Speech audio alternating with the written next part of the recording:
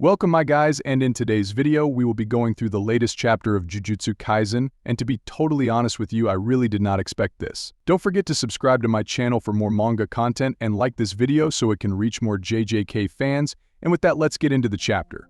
This chapter begins from where it ended with Yuji finally showing us that domain expansion. And yes, ladies and gents, Yuji might actually be classified as special grade now. JJK chapter 265 opens with Sukuna and Yuji walking down the train station in something that seems to be Yuji's domain, but it's not. We'll get into that later. Sukuna is here as in the form he was when he took over Yuji's body. Sukuna says that he has experienced this before. It's a rare phenomenon of connecting with a sorcerer during the height of battle. He proceeds to say he had thought it was a side effect of some sort due to cursed energy being born from humans, and yet this is something different. This right here probably means Sukuna had experienced something similar to this in the past, however what he is experiencing now is different. Sukuna asks Yuji if this is his domain, but Yuji tells him to shut it, and he did it frantically and doesn't get it either. The word frantically means distraught way of owning to fear, anxiety, or other similar emotion. Yuji tells Sukuna that he wanted some time to talk with him and asks Sukuna to indulge him for a second, and Sukuna surprisingly agrees. The two start walking around and Yuji tells Sukuna to check out the demon sword dance statue. Sukuna says he doesn't know it. Yuji replies, "Don't worry, no one besides the locals would." Yuji starts narrating his childhood past. "Yuji, I was raised here until I was 6, maybe 7, and then moved back for Gramps' work. I came back here for the first time in like 10 years for a funeral friend of my grandpa's. I wouldn't say it was a ghost town, but it did surprise me how empty the place felt. Actually, I wasn't even surprised. If I am being honest, I kind of expected it. It didn't really shake me. I wonder if that guy would have come to my grandpa's funeral if he had died first." Sukuna is just behind him and he is not looking very pleased. It's like he doesn't even know what he is doing there. They then go to the park. "Yuji, this is the park I hung out most often. There's pretty much no play equipment left, but I thought I was gonna die once after stubbing my toe on the swing set. One time I used this fountain to try and rinse off some slime I dropped in the box, but the whole thing went down the drain and I was bawling." The two then go to a flower. Itadori says it's Morning Glory. Sukuna says that's a hydrangea, you moron. Yuji says, "Yeah, I know, it was a careless mistake."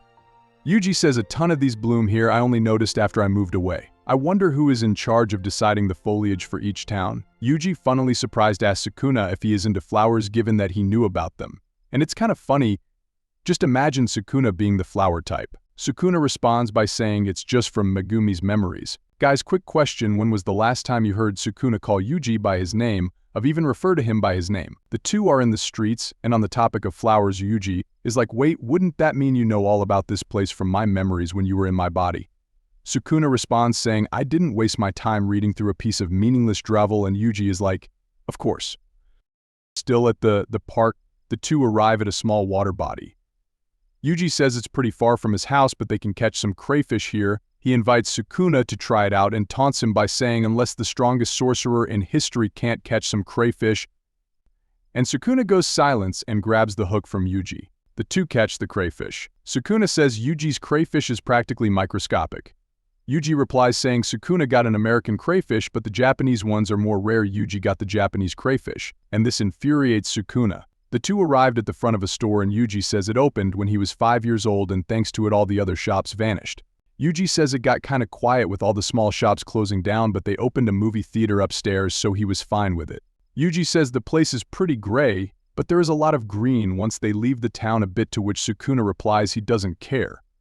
Yuji talks about pesticides and how he will put them in cages when he was younger, but the cages are no longer there, and he wonders if the pesticides got stronger. Sukuna asks if this is going anywhere and Yuji tells him to hold on, he still have some places he wants to go.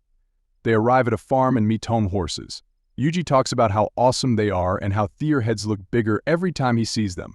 Yuji shows Sukuna a farmhouse and tells Sukuna how his grandpa often took him to it and how his grandpa parented him in the absence of his parents. The two arrive at what seems to be a local store and Yuji explains how good the soft serve there was and how he will spend all his allowance on it and end up throwing up, to which Sukuna comments, "So you were born stupid."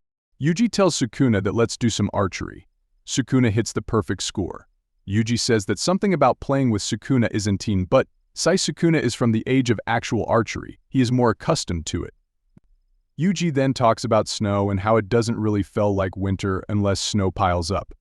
Yuji says he always loved drinking sweet tea after his hands went numb from shoveling snow in the morning, and he talked about how his grandpa looked stunned by it. Look at the disgust on his face. Yuji talked about Christmas and how he thought Santa was real but realized later that it was just snow chains on car tires.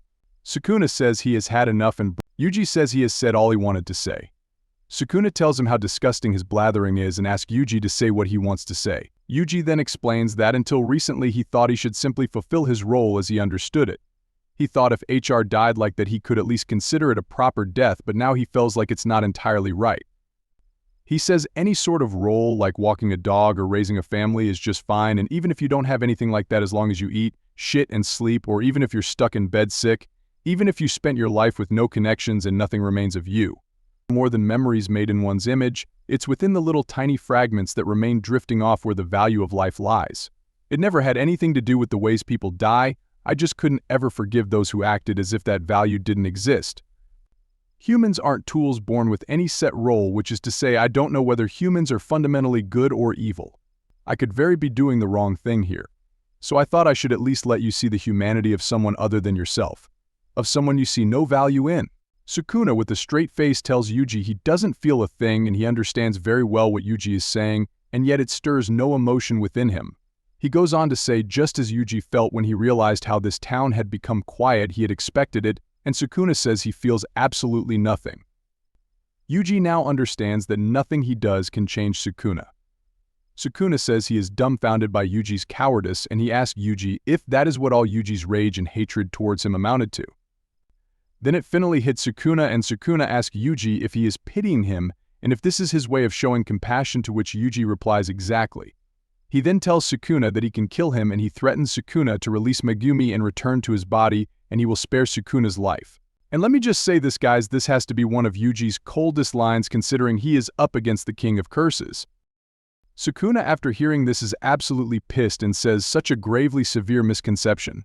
I won't just stop at simply mincing you to bits, brat. Right in front of your very eyes, I will slaughter every human being you claim to be so valuable. And here, ladies and gents, is where the chapter comes to an amazing close. Personally, I can't wait for the next chapter.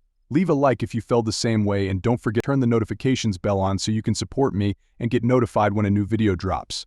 That's the end of this video, guys. Thanks for hanging around, and I will definitely see you in the next one.